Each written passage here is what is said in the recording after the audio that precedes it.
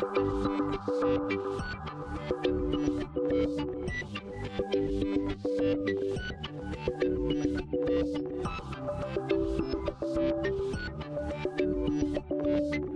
this short how-to episode, I'll show you how to add a power LED to your Raspberry Pi project. This LED will illuminate when your Pi is running and turn off when your Pi has been successfully shut down. The LED can then be mounted wherever you want, like inside of your Raspberry Pi case or whatever housing your project uses. Think of this short video as a building block for your other Pi projects. Now, why is this useful? A power status LED will remind you when your Pi is on so you can turn it off and save electricity. It'll also let you know when your Pi has finished shutting down successfully so that you can safely unplug it without data corruption. Also, it looks really cool. So this is what we'll be building. It connects directly to your Raspberry Pi's GPIO header. Specifically, it connects to the serial pin and will flash or illuminate when it detects serial output, similar to when text is being output on the screen. You can even combine this with a Raspberry Pi power button by using an illuminated button. Now, to be clear, the Raspberry Pi board itself does feature a very small power LED, but it isn't visible through most cases, let alone custom housings. I also have a text and photo-based version of this guide in the video description, as well as links to everything you'll need.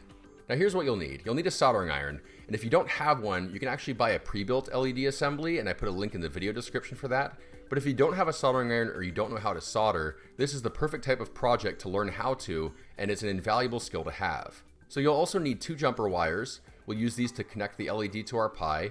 You'll need a 330 ohm resistor, and this resistor protects your Pi from massive current draws that would otherwise damage it. And of course, you need an LED. Any 2 to 5 volt LED will do. I'm going to use a 2 volt one. And if you have some heat shrink tubing to prevent shorts, that's great, or else you can use a bit of electrical tape. Okay, so first we'll build a basic circuit that connects the LED through the resistor to the Raspberry Pi. You can mock this circuit up on a breadboard if you have one, or just start soldering. Your LED contains 2 legs, one short and one long. Each represents either an anode or cathode lead. The anode is the positive lead and it's usually the longer leg. The cathode is the negative lead and it's usually the shorter leg. Now, it's a good idea to verify that the short and long legs on your leads aren't switched, and to do this, just take a close look at each one. The anode lead looks sort of like a flag, and the cathode side of the LED should have a little flat spot. First, grab 2 jumper wires. It's standard to use a red wire for positive and a black wire for negative or ground. Clip one end off of each wire and strip the ends. If you have some heat shrink tubing, now is a good time to slide it over each wire. Next, solder a 330 ohm resistor to the cathode lead. This should be the shorter leg, but again, double check to make sure. It doesn't matter which direction the resistor is oriented. Next, solder the black wire to the other end of the resistor and the red wire to the anode lead. Finally, apply your heat shrink tubing if you have any. Well, that was fast, so now we can go ahead and connect the cable to our Raspberry Pi. And to do this, just shut the Pi down and disconnect its power, and then connect the red anode wire to the TXD pin, which is pin 8, and connect the black cathode wire to any available ground pin, for example pin 6. Okay, so there's just one small last step. The GPIO serial port is disabled by default, so we'll need to make a small code change to enable it.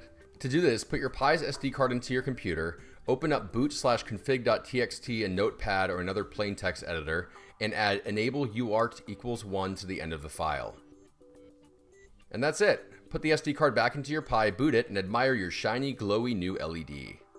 Now, like I said before, you can also use an illuminated power button with the same approach. You'll just need to test which legs belong to the button and which belong to the LED. Anyways, I hope you enjoyed this very short video. If you did, be sure to like, subscribe, and check out some of our other videos like this Raspberry Pi power button. And as always, thank you very much for watching.